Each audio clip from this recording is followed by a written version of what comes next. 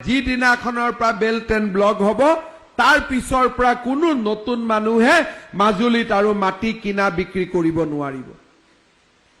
এই ধৰণৰ চিন্তা যদি আজিৰ পৰা 25 বছৰ আগত আমি কৰিলোহেঁতেন, বৰপেটা সত্ৰৰ কাষৰ মাটিটো কোনো মিয়া মুছলমান আহি বহিব নোৱাৰিলেহেঁতেন, বটদ্ৰৱাটো আহি বহিব নোৱাৰিলেহেঁতেন।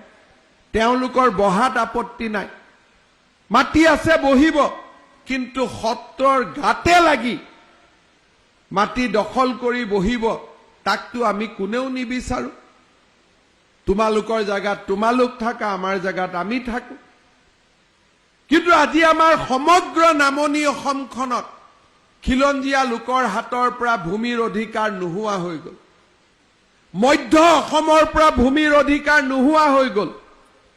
আমি যদি আজি আমাৰ চৰকাৰে ক'লে বৰপেটাত আমি হেৰিটেজ বেল্ট এণ্ড ব্লক বনাম, বৰদোৱাত আমি হেৰিটেজ বেল্ট এণ্ড ব্লক বনাম, নাৰায়ণপুৰত মাধৱদেৱৰ জন্মভূমি তাতে আমি হেৰিটেজ বেল্ট এণ্ড ব্লক বনাম, মাজুলীত আমি হেৰিটেজ বেল্ট এণ্ড ব্লক বনাম। নাৰায়ণপুৰ আৰু মাজুলীত দেৰি হোৱা নাই, কিন্তু বৰপেটা আৰু বটদ্ৰৱাত বহুত দেৰি হৈ গৈছে। যিখিনি পাৰো সেইখিনিহে মাত্ৰ আমি বচাব পাৰিম।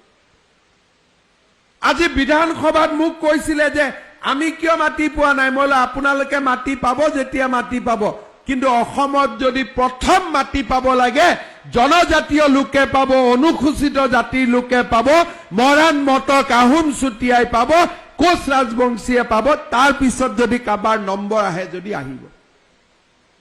বিধানসভাত ইমান খোলা কৰি কথা কোৱা কোনেও সাহসে গোটাব পৰা নাছিল। আজি আমি চিন্তাও নকৰো, কাৰণ জাতি মাটি আৰু ভেটি ৰাখিবৰ কাৰণে এই চৰকাৰখন আহিছে। সমষ্টিৰ পুনৰ নিৰ্ধাৰণ হল। আজি অসমীয়া মানুহে 105টাকৈ বিধানসভাত বিধায়ক হোৱাৰ শক্তি পাল। 2026 চনত যেতিয়া নতুন এছেম্বলি আহিব, তেতিয়া আপোনালোকে এছেম্বলিখন দেখিব অসমীয়া মানুহ, আমাৰ ভাৰতীয় মানুহেৰে পৰিপূৰ্ণ হৈ থাকিব। অনুপ্ৰৱেশকাৰীসকলে আৰু যিমানটো পাব লাগে তাতকৈ বেছি পোৱাৰ দোকানখন বন্ধ হৈ গ'ল।